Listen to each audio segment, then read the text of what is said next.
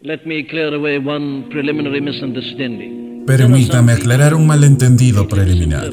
Hay algunas personas que malinterpretan por completo el término ira.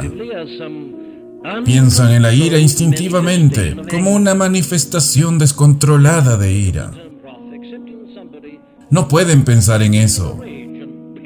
Aparte de la idea de alguien que tiembla de rabia y palidece de pasión, que ha perdido el autocontrol y está hablando de manera violenta y haciendo cosas violentas. Ahora, esa es una idea bastante falsa y equivocada del significado de ira. El hombre pecador, es verdad, a veces manifiesta su ira de esta manera, pero todo eso no es de ninguna manera en la parte esencial de este término ira. La ira no es más que una manifestación de indignación basada en la justicia. De hecho, podemos ir más allá y decir esto, afirmar que la ira de Dios, según las enseñanzas de las Escrituras, no es otra cosa que el otro lado del amor de Dios. De hecho, es la inevitable consecuencia del rechazo del amor de Dios. Dios es un Dios de amor, sí, pero Dios es también e igualmente un Dios recto y justo. Y si el amor de Dios es despreciado y rechazado, no queda más que la justicia y la rectitud de Dios. Entonces, esta idea de que el amor y la ira son incompatibles es una completa negación de la simple enseñanza de las Escrituras.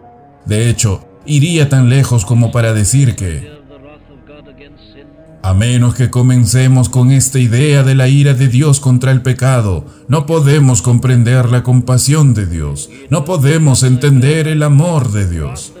Es solo cuando me doy cuenta de la ira de Dios contra el pecado que me doy cuenta del significado completo de que Él provee un camino de salvación.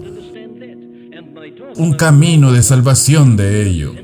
Si no entendemos esto, no entiendo esto, y mi conversión sobre el amor de Dios es una suelta y mera vanidad sentimental, que es en realidad una negación de la gran doctrina bíblica del amor de nuestro Señor, la enseñanza del apóstol. Entonces, es hasta que creamos en el Señor Jesucristo, estamos bajo la ira de Dios.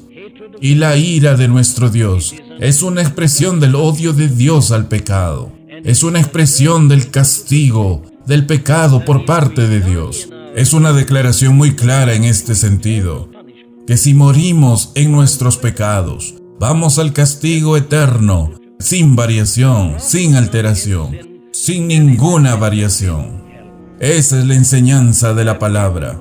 La ira de Dios contra el pecado se manifiesta finalmente en el infierno, donde hombres y mujeres permanecen fuera de la vida de Dios en la miseria y en la desgracia, esclavos de sus propias pasiones, de sus propios deseos, egoístas y egocéntricos. La ira de Dios se manifiesta de esa manera. Y la enseñanza del apóstol es que esa es la posición de todos los que no son cristianos.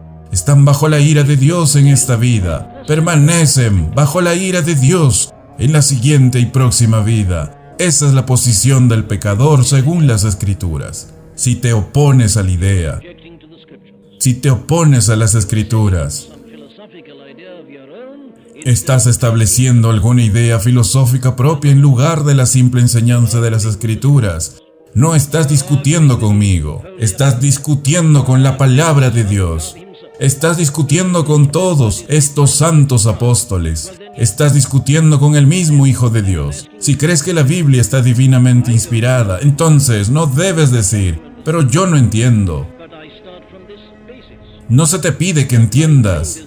No lo entiendo, no pretendo entenderlo.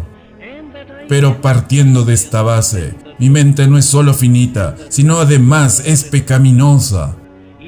Y que no puedo comprender la naturaleza de Dios, la justicia de Dios y la santidad de Dios.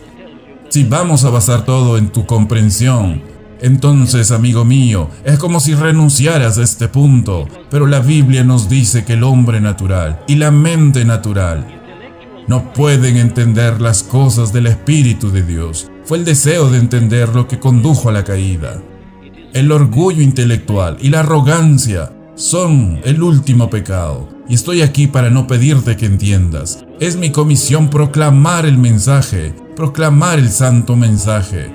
Y el mensaje es que todos están bajo la ira de Dios hasta que crean en el Señor Jesucristo.